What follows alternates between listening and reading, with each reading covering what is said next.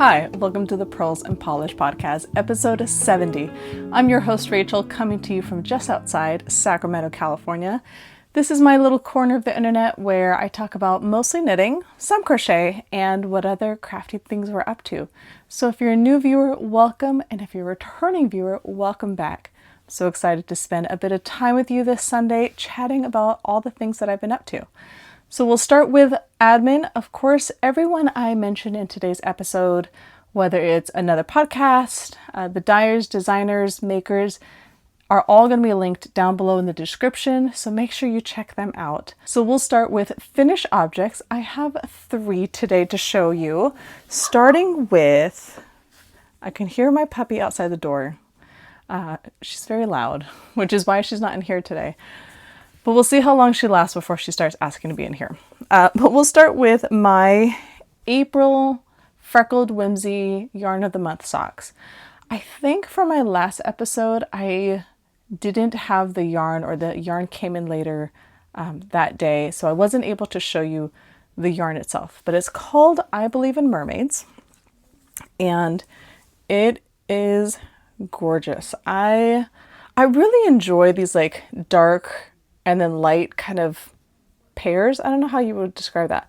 But I really like the mix of the lights and the darks in that kind of same tonal family.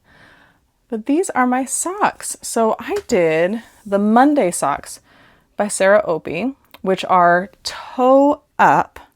Yeah, these are toe up. And this is my favorite toe up sock when I'm using self-striping yarn. I use this pattern every year for my Advent socks because I really like the way that it keeps the stripes intact, but you can still have kind of a little gusset so you have enough room for the heel. So like I said, toe up. So started with the toe, worked my way up, and then right here, let's see if I can get my finger in the right spot. Yeah, right here, you're gonna see like a little triangle. That's the gusset increases. So you increase on the top of the sock for a bit, and then you put in a short row heel, and then you decrease. So you have just a little extra room for your heel or whatever you need in your instep. So one of my favorite patterns. And then of course 2x2 rib for about 20 rounds, and then you bind off. So definitely check out this pattern if you're looking for a good like self-striping yarn friendly pattern, but still has that heel flap and gusset feel with a beautiful short row heel. The short row heel is the Fish Lips Kiss heel, which is my favorite short row heel. But yeah, great pair of socks as always. So I did these, I've done lots of variations of like matching, not matching, slightly matching, opposite ends of the skein. So for this one, I did opposite ends of the skein. So for the first sock, I don't remember which one's the first one. I think maybe this one was the first one. But I started from the inside of the cake and worked up the sock. And then I decided I was going to do the reverse. So I worked from the outside of the cake and worked up my sock. So they're kind of, I don't know how well you'll be able to tell, but they're like opposite of each other. The stripes colors are in opposite directions. But I did kind of do my heel in the same style where they are right where that dark blue stripe is. Move my hand out of the way. Right where that dark blue stripe is kind of where that heel is.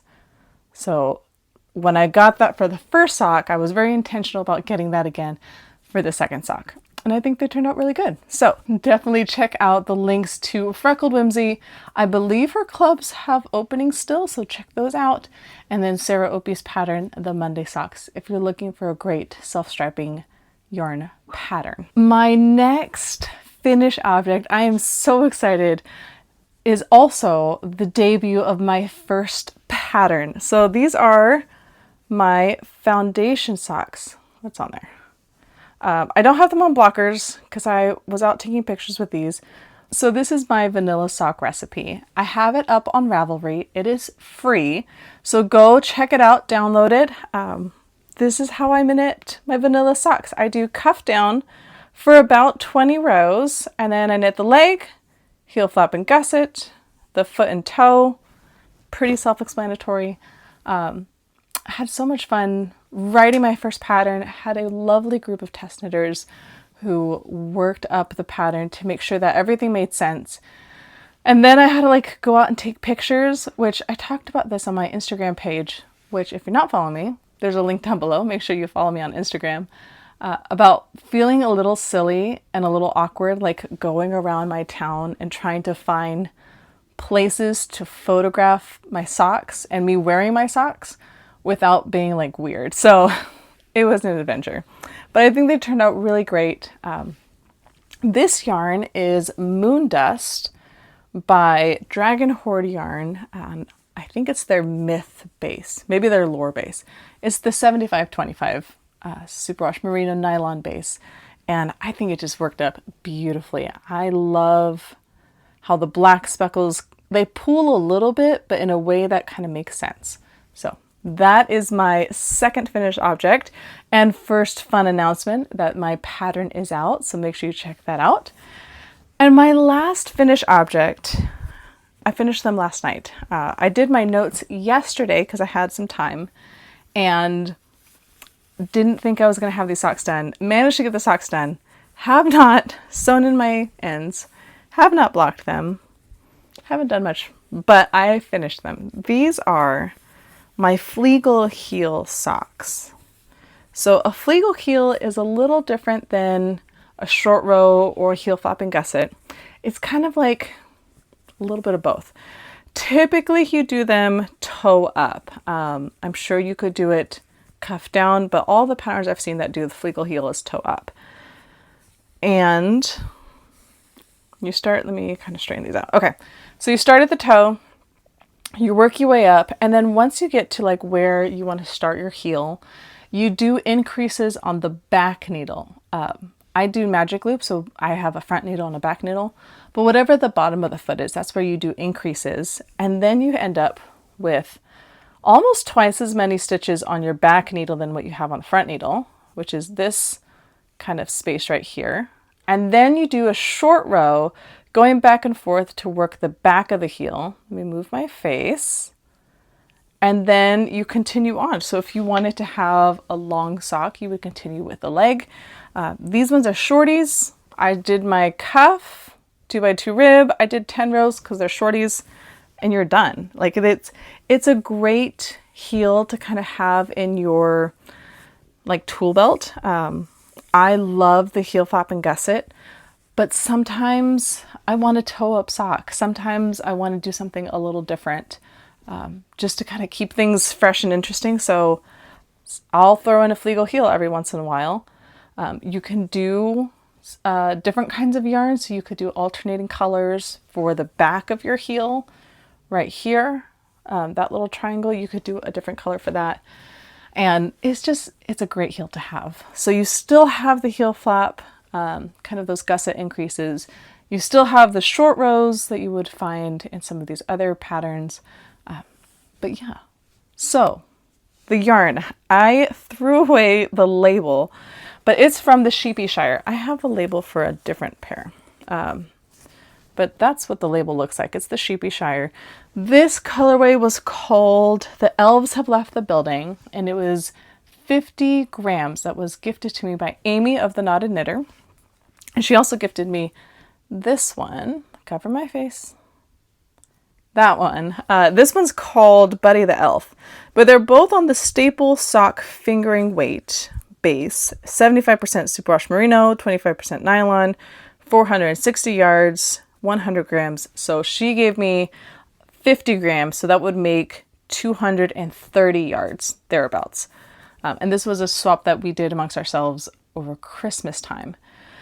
And so I had gone back and forth of how I wanted to work up these yarns since they came together. I thought about doing some sort of helical knitting, but these are very different than this. And I didn't know if they were going to blend well together. I was also at a Taekwondo tournament, so I needed something that I didn't have to think too hard. So I decided to go with the Fleegle Heel. However, now that I've completed my first sock pattern, I've definitely gotten the I can do the things because I published my first pattern. So that means I can feel confident in publishing more patterns. So I've been working up this sock. I've been looking at several different patterns about how to do the Fleegle Heel, and I didn't like how they were written. They didn't seem as clear as it could be. So I am writing my own pattern for the Fleegle Heel. So it's going to be this yarn that I'm going to use, cover my face. The Buddy the Elf yarn that Amy gave me, I'm going to use to work up the pattern that I'm writing, just to make sure that it makes sense, and that it is user-friendly and beginner-friendly, since that's kind of my aim for these vanilla sock patterns, is that anyone could pick it up and anyone could do it with confidence. So that pattern should be coming out soon. That pattern will also be free because this is, I feel like, basic knowledge. And I don't say that to mean that if you don't know this, you're not a real knitter. Please don't hear that. I want sock knitting to be accessible to anyone who wants to try it. And I'm going to show you how to do those things and try and write patterns that are going to be accessible for someone who has been knitting for a very long time or someone who has just started knitting. That's kind of my goal for these vanilla sock patterns. I have some other patterns in mind that are going to have some more skillage that you're going to need to be able to accomplish that pattern well. But for the vanilla socks, anyone should be able to do it. So I'm going to try and help you get there. So all that to say, these are done. I need to weave in my ends and block them and get some good pictures. This I'll be working up soon so that I can try out my pattern, send it out, see if anyone wants to test it for me, and then put it out there so that you also can try the Fleegle Heel. All right, let's move into works in progress whips. Starting off with my It's Bred Weekender sweater.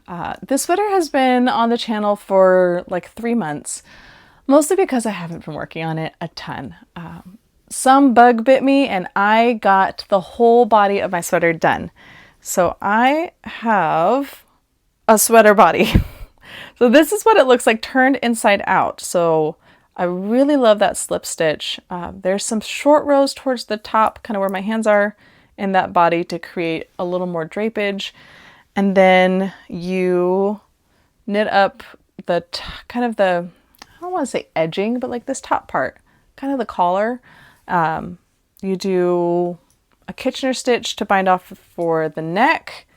You have a seam that shows on the shoulders, and I have picked up stitches for my sleeve and started that, and then I stopped working on it. So I get motivated and then I get unmotivated. So I kind of go through these like bursts of, I'm like, I want to work on my sweater and finish it.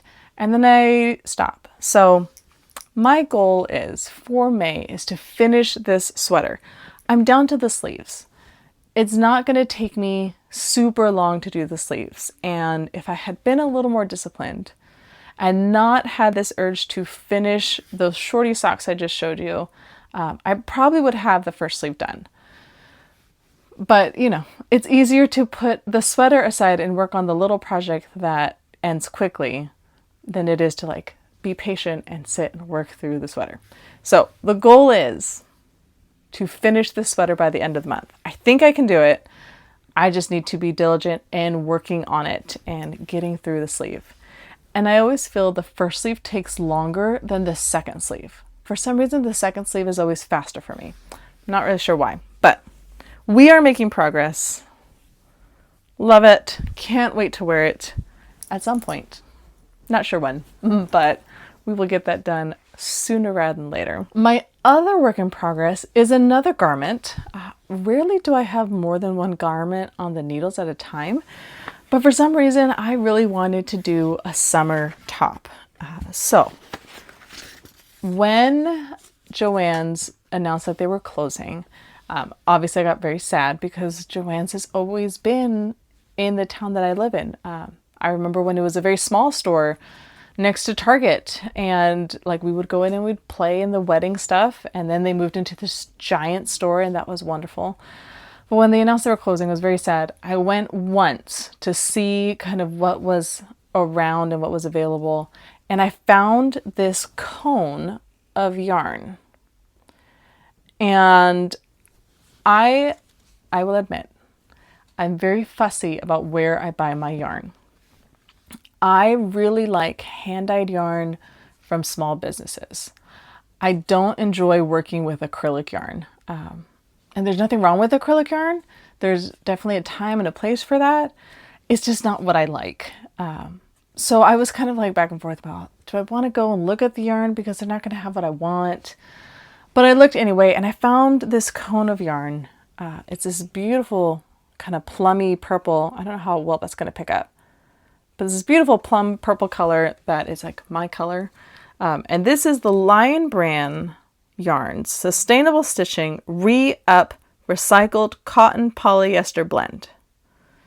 So the label says, save the planet stitch by stitch. Recycled cotton saves 5,900 cups of water per ball.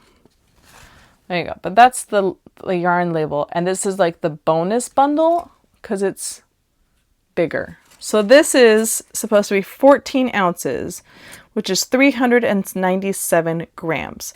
So that's the equivalent of almost four full skeins of yarn.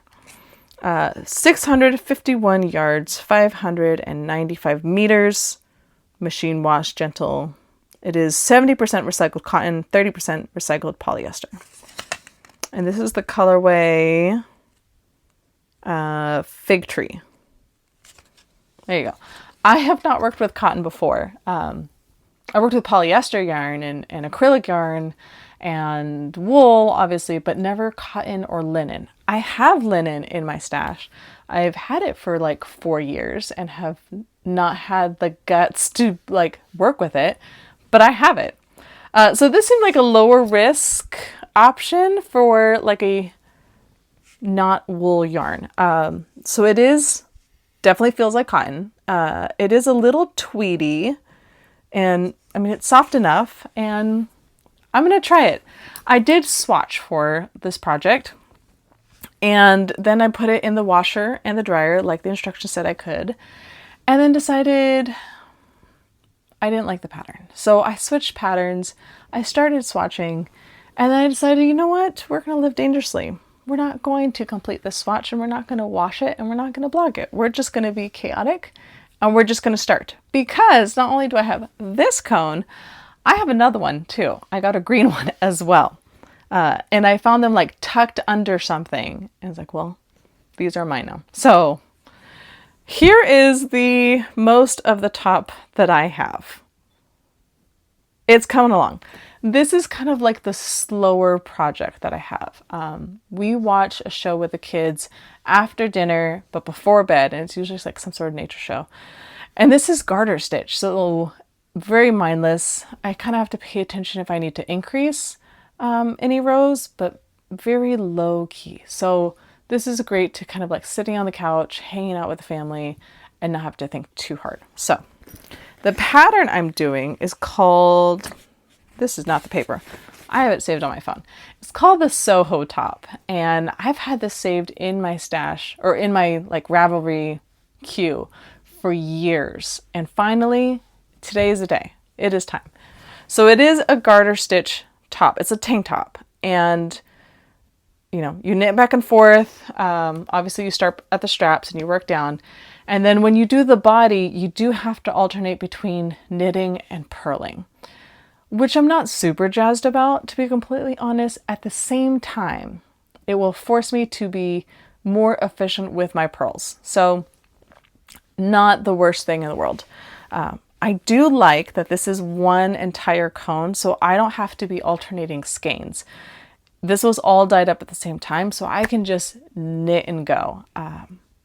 There are parts in the pattern where you have to like cut the yarn and work on the back part and then join it all together. And I'm not concerned about it not blending well as far as the colors. So this is the slower project. I've got it in this slightly giant monkey bag. I don't remember where this bag was from. Oh, here it is. MLD Threads. I think I got it on Etsy. If I can find the shop, I'll link it down below. But this is big enough for my cone of yarn and my project that I haven't touched all week because I was working on little socks. But that is my other work in progress. So next, let's do acquisitions.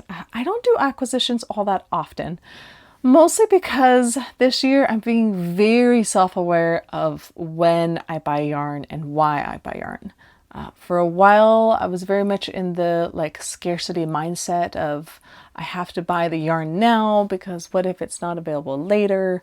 And my stash got pretty big and slightly unmanageable. So this year, I'm not doing a no buy, but I'm doing a less buy, or a think really hard before you buy. So I'm not acquiring as much yarn as I used to, which has been great. I'm using the stash that I have. I'm enjoying the yarn that I invested in. But then I'm also making some very specific choices as far as what I work on, when I work on it, and why I'm working on it. So this is the Freckled Whimsy May colorway. So I'm going to show it on the screen. If you have not have yours yet, or you haven't opened it yet, don't look. I'm going to share it in just a second. But the colorway is called Kiss Among the Tulips. It's a six stripe repeat. All right, ready? I'm going to show it. Close your eyes. I love these colors. I already know what pattern I'm going to do. I'm going to do either probably String of Lights, Stack of Books, or Second Breakfast. They're all very similar. So I'm going to pick one of those. Those are by the Sock Witchery. I think that's going to be beautiful with these colors. There's texture, but it's still pretty friendly to self-striping yarn in that it lets the yarn be the star, but it still keeps it interesting. So I love this color. Cover my face. I think that's going to be so fun. So I'm really excited to see how that works out. Okay, I put it away. You can look now. So the other acquisition I have to show you is from the Fiber Friends yarn swap that I hosted with Amy of the Knotted Knitter. And my partner was Gary of Gary Knits, Gary Rides. And I've followed Gary for a while on Instagram and YouTube. He hosts fundraisers for AIDS Life Cycle, and he's all about craftivism. I forgot what his tagline is. It's something about the intersection of knitting and doing good, something like that. He has a great channel. If you don't watch Gary, go check him out. I'll link him around somewhere. Find the link to his podcast here on YouTube. But he is one of the loveliest people that you will ever meet. I had so much fun getting to know him outside of just knitting and get to know a bit more about what he likes and does other than knitting. And so we traded packages and he sent me a lovely box. The only requirement for this yarn swap was one skein of 100 grams of yarn. But Gary is a very kind and generous person. And so he sent lots of little things. He sent stuff for my kids. He sent soap for my husband, and then just some very thoughtful, intentional things that he put in there for me. So he gave me local coffee, which smelled amazing. My kind of guilty pleasure snack are M&Ms. And so he sent 4 different flavors of M&Ms. There was caramel cold brew, which was like the fan favorite of the house. There was a cookie crunch. There was peanut butter and jelly. And there was one more. Oh, Easter. It was like ice cream. Vanilla and chocolate ice cream, something like that. Ice cream sundae. And so those have been so fun to try, and what do we like best? And the kids get a couple M&Ms every day after school, so they've been really enjoying that. But anyways, the yarn that he sent me 2 skeins of yarn. And I squealed out loud when I opened the box because, one, these are my favorite colors. I don't remember if I actually said what my favorite colors were, but these are my favorite colors. These were the colors of my wedding. These were the colors of my baby shower. These are my favorite colors, which are purple and green. He sent Treehouse Knits, which I have been following Treehouse for a while and always missed the updates that she would have. But she does beautiful work. But this is called Eden, and it's on yak silk sock. It's 65% superwash merino, 20% silk, 15% yak. It has got, I don't know if the camera's going to pull this up, but it's got like a sheen to it from the silk. The silk is very similar to like a nylon in that it gives strength to a project. So if you want socks, but you don't want nylon, but you want a strengthener in your fiber, go for silk. It is beautiful, and it just gives this beautiful shine to it. And then the yak makes it warm. So you could have like the warmest pair of socks with this yarn. I'm not making socks with this yarn. I already know what I'm going to make. I'm going to make another Musselburgh hat. I love the Musselburgh. It's one of my favorite patterns. I've shown it on this channel multiple times. But I love this green, and it's like, this is something I want to wear close to my face because it's beautiful, and that yak is going to make it so warm and soft. So that is the plans for this. The other skein he sent is by Magpie, and I think I had a skein of Magpie at one point, and for some reason I got rid of it. I think I gifted it to someone who was looking for a specific color or something like that. I had a skein of Magpie, no longer have it. Magpie is one of those yarn dyes I've always wanted to try and just never got around to trying it. They have it's like an alternative to mohair or what's the other one? Mohair and whatever that other like fluffy halo-y yarn is that's like lace weight yarn. Mohair makes me really itchy, so I can't use mohair, but there are lots of beautiful patterns that have mohair in it. So they have an alternative to that is not mohair. I want to say maybe it's cashmere, that I've been looking into getting a couple skeins to add it to like a sweater to have kind of that halo effect, but also have that warmth. So I have been wanting to try Magpie for a long time. So this is their swanky sock base. This is 80% superwash merino, 10% cashmere, 10% nylon, 400 yards, 115 grams. So more grams than this one. And this is Fiber Society number 23. I believe that's their like club exclusive colorway. And oh my gosh, I love it. That purple is just gorgeous. And here, ooh, I'm throwing things already. Here on the back, you can see that dark purple speckles and that green. And this is everything I've ever wanted in a purple yarn ever. So these definitely will be socks, I think, unless I find another really good pattern. This is a little light to wear like close to my face. I feel like it'd wash me out just a little bit, but it's so soft. Y'all, it's so soft. That cashmere is just butter. The nylon is going to give it strength, so this would be a great pair of like winter socks. This would be even something that would look great held double. So you have extra warm, and these would be like extra warm socks.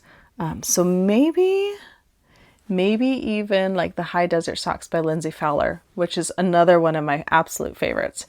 But this is absolutely gorgeous. Oh my gosh, I can't get over those speckles. Thank you so much, Gary, for watching. I really appreciate just how intentional you are and kind and generous, and for thinking of not just me, but also of my family. The dog is now scratching at the door. She wants to come in, but she can't. All right, so lots of things happening here. So what does the month of May look like? We have officially wrapped up April. We are kicking off May. What does the month of May look like for me? The big goal, like I said before, was to finish my It's Bred sweater, the Weekender sweater. I want to finish that by the end of the month. I don't really want that kind of hanging over me going into summer. So that's big goal number one. Big goal number two is to write up that Fleegle Heel sock pattern, have it tested, and have it out, hopefully by the end of the month. That's kind of the goal. We'll see. I know I could just write the pattern, just throw it out there, and have it available, and it's free, so it's fine. However, I want to make sure I'm putting out work that is quality. Like, there's a reason why I'm writing this pattern. I didn't like the one that I had, or the other ones that I looked up. They weren't clear, so I don't want to write something that's not clear. So I want to work on that and get that done. Obviously, I need to do my May socks. So in order of importance would be the sweater, the May socks, the Fleegle Heel socks, and then this Soho top. That one doesn't have a deadline. It's going to happen when it happens. If you watch The Crazy Sock Lady, she just announced in her last episode that she is not hosting the summer sock camp this year. It sounds like one of her kids is graduating and they just have a ton going on this summer, which made me a little sad when she announced it. At the same time, she is a very busy person with a family and like other obligations. So I applaud her for saying, no, not this year. I have too much going on. So I love that she is doing that and kind of taking that approach to life. That doesn't mean I'm not going to knit socks for the summer. I may just do my own personal summer sock camp and just set deadlines, and this is when I'm knitting socks. So that usually starts, I think, Labor Day? Whatever that big holiday is at the end of the month is kind of the kickoff to summer sock camp, and then whatever the big holiday is, July or August, is that obviously not 4th of July. But that's like the end of summer sock camp, typically. So I may just do my own personal summer sock camp and knit socks all summer, because who wants to knit a big blanket for summer? I have lots of yarn that I have set aside for my sister for her socks, so I may just do the summer of sister socks and knit those socks up for her over the next like 3 months. But we'll see. I gotta think about that some more. But those are kind of the big things I want to tackle in the month of May. All right, let's move into reading and watching. Still reading the Tracy Deonn trilogy. I'm on the last book, Oathbound, which just came out.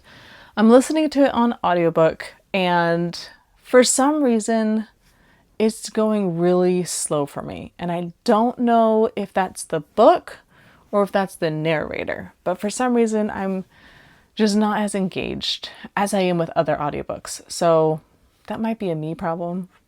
I'm not sure. But I'm working my way through it slowly. It's a great series. I love the ideas behind it. I love her writing, but I think it might be a me problem. Still watching Bones. I started season 10 last night. I think it was last night. Started season 10. So I don't know why I stopped watching it. It may have been like a writer's strike that like paused all the TV shows at one point. But I'm still pretty engaged. So I'm still invested in finishing out Bones in its entirety. Really enjoying it. Very much of like, what happens next? So that may also be why I have not been reading as much as I usually do, because I want to know what happens next and finish up this series. It is the first week of May, which means we do have our May giveaway.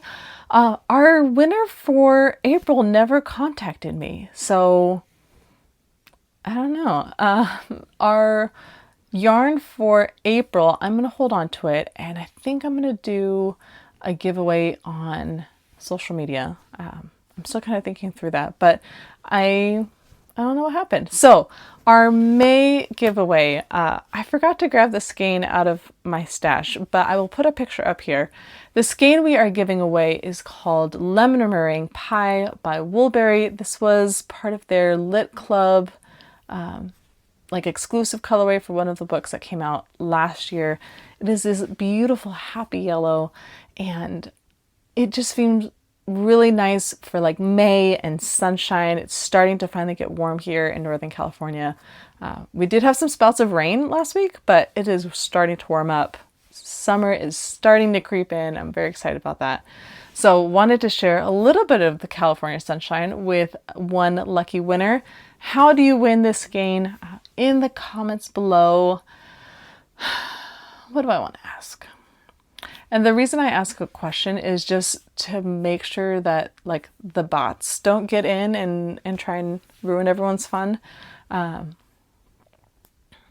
Okay, I know. One of my kids is celebrating a birthday this month.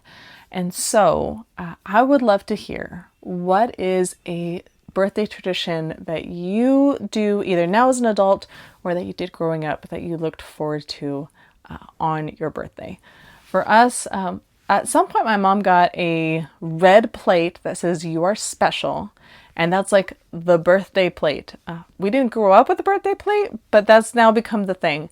And so on your birthday, you have the red plate, and that's where you have your special birthday dinner on, and then we wash it, and then you have your special birthday dessert on the red plate. So that's something I've grown to get like excited about when it's my birthday and we're at my parents' house celebrating. So I would love to hear what is something that you do either as an adult or that you did as a child that was super special in celebration of your birthday. And I will pick one winner at random for this skein of Woolberry's lemon meringue pie, and you have 1 week to contact me. Of course, I will say all this again next week's episode when I announce the winner. So good luck. All right, and then life updates. What have been going on? I know May was a little crazy. I only had 2 episodes last month.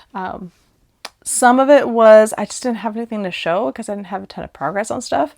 Some of it was we just were busy and didn't have the time to record and edit and get everything out there. So kind of catch you up on the last half of May. We had our last tournament of the year.